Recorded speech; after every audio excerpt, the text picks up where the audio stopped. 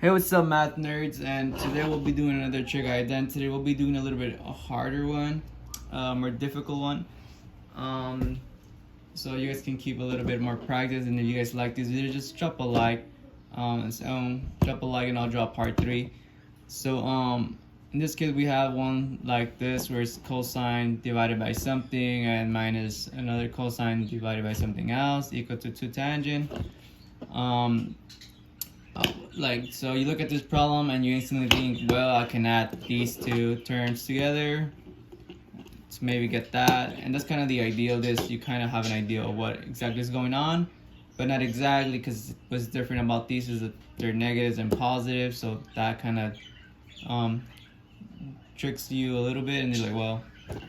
So to start off this problem, the first thing we're going to do is, like I said, we're going to draw this big giant wall through our paper, through whatever. So we're gonna decide which side we're not gonna touch, and it's pretty obvious the side we're not gonna touch. The side that we're not gonna be touching is this side, the 2 tangent. This side we're just not gonna touch. We're gonna leave it like that. So we'll be playing with this side, and it's okay. It's like we can do multiple things, and maybe we fail a little bit, and then we try until we succeed. You know, it's alright to play with this. It takes a little bit of practice to get the hang of this, but off the bat, let's get right into the problem. So the first thing that comes to my head is like removing that cosine, right? Maybe that'll make our problem even better. So simply, I'm just gonna remove this cosine and keep everything the same.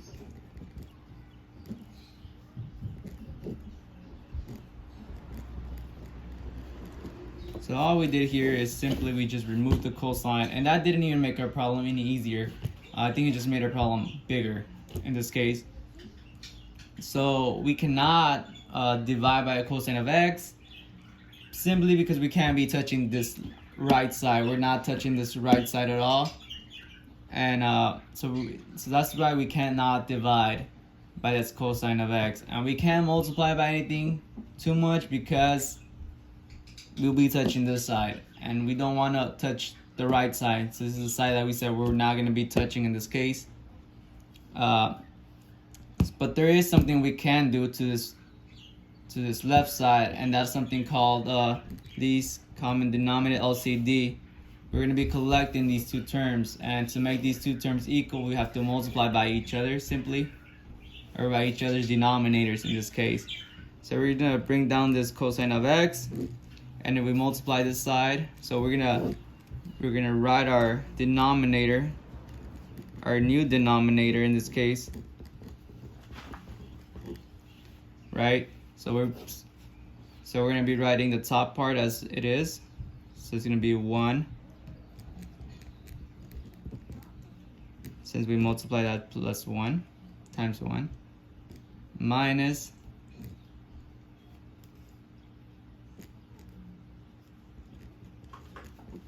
1 minus sine of x. So all we did was multiply by each other's denominator. So this denominator went over here, this denominator went over here. That's simply all that happened. So we're gonna scoot up a little bit. Okay. So next thing that we're gonna do is just gonna clean this up. We're gonna clean this up a little bit. So we're gonna bring down this cosine of x. We're not gonna touch our denominator at this point. So we're just gonna clean the top part up. For now, we're just gonna clean the top part up. So it's gonna be 1 plus sine of x, minus 1 plus sine of x. And we're gonna keep our denominator the same for now. So I mean, you can kind of see what's going on at this point, and what's going on now. So you can clearly see that the ones are gonna cancel out, right? These two sides, you're gonna add them together,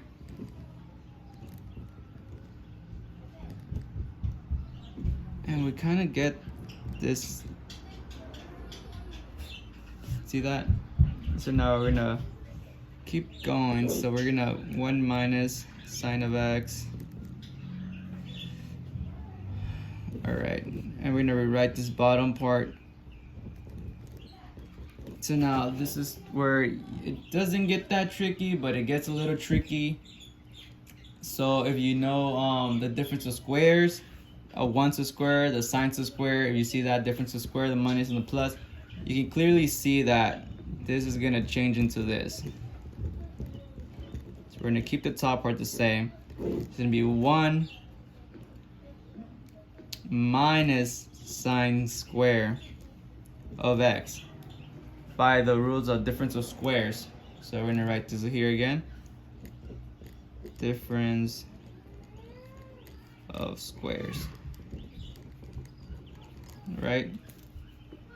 That's what happened there. Now if we continue going, we know from our properties that 1 minus sine square is one of our identities here. So 1 sine square plus cosine square equals to 1. If we change that, we know that that should be equal to cosine. So we can see cosine x to sine x divided by cosine square x. Right, so now we know that this cancels out with this, and we're left with 2 sine x divided by cosine of x.